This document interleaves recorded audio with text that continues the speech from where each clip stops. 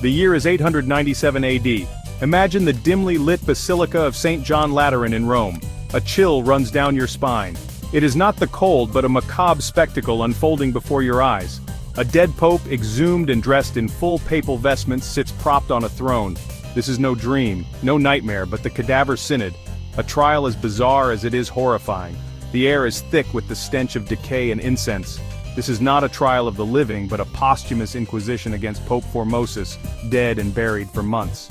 His accuser, the reigning Pope Stephen VI, watches with cold fury, determined to settle scores beyond the grave. To understand this macabre event, we must delve into the labyrinthine world of late 9th century papal politics. The papacy, far from being a beacon of piety, was a whirlpool of ambition, intrigue, and violence. Popes were not elected on spiritual merit alone, but often installed by powerful Roman families vying for control of the church. Formosus, before his papacy, was a respected churchman.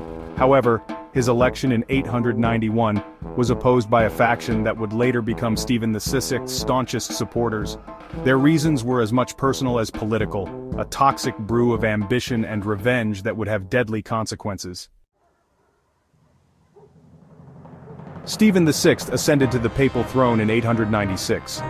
His rise was supported by the enemies of Formosus, and he harbored a deep-seated grudge against his predecessor. Whether driven by genuine belief in Formosus's guilt, or a desire to consolidate his own power, Stephen VI decided on a course of action as shocking as it was unprecedented, to put a dead pope on trial. The accusations against Formosus were numerous: perjury, violating canon law, and ambition exceeding his station. These charges, however flimsy, were enough for Stephen VI to exhume the corpse of his predecessor and subject it to the humiliation of a trial. The trial itself was a grotesque spectacle. Formosus's decaying corpse, dressed in papal vestments, was propped up on a throne in the basilica.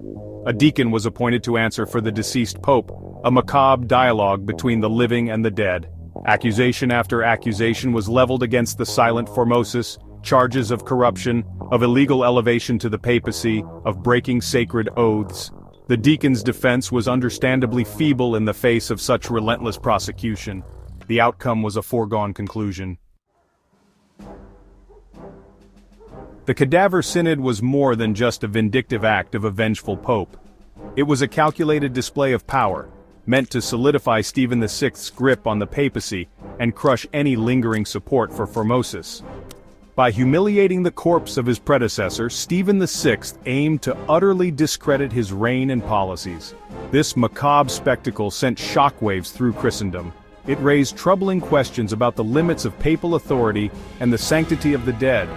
The trial was a stark reminder that the papacy, supposedly the highest office of the church, was not above the darkest impulses of human nature.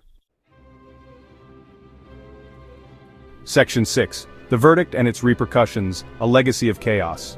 Unsurprisingly, Formosus was found guilty on all charges. His papacy was declared null and void, his decrees annulled.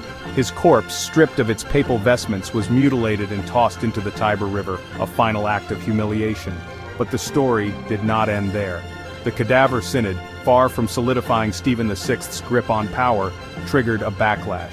The grotesque spectacle appalled many, and rumors spread that Formosus's body, recovered from the Tiber, had begun performing miracles. Section 7. The short-lived triumph of Stephen VI. Despite his initial triumph, Stephen VI's victory was short-lived. The tide of public opinion turned against him. The macabre trial of Formosus, far from consolidating his power, had sown the seeds of his downfall. His enemies, emboldened by the public outrage, moved against him. Stephen VI was deposed and imprisoned by his enemies. He died shortly after, strangled in his cell in August 897, a grim end for a pope who had shown such disregard for the sanctity of life and death. Section 8. Formosus exonerated justice, though belated. The Cadaver Synod, condemned by subsequent popes, became a byword for the excesses and abuses of papal power. In a remarkable turn of events, Pope Theodore II, Stephen VI's successor, ordered Formosus's body recovered and reburied with full papal honors. Formosus was posthumously exonerated, his papacy declared valid. The Cadaver Synod was officially annulled, its decrees stricken from the records. However, the scars of this macabre event continued to haunt the papacy. Section 9. The Cadaver Synod, a stain on papal history. The Cadaver Synod stands as a chilling reminder of the darkness that could grip even the highest echelons of the Church. It is a tale of ambition, revenge, and the abuse of power, a stark illustration that the pursuit of power knows no bounds, even in death. The trial, though ultimately overturned, left an indelible stain on the history of the papacy. It demonstrated the fragility of papal authority and the depths of depravity to which human beings could sink, even in the name of religion.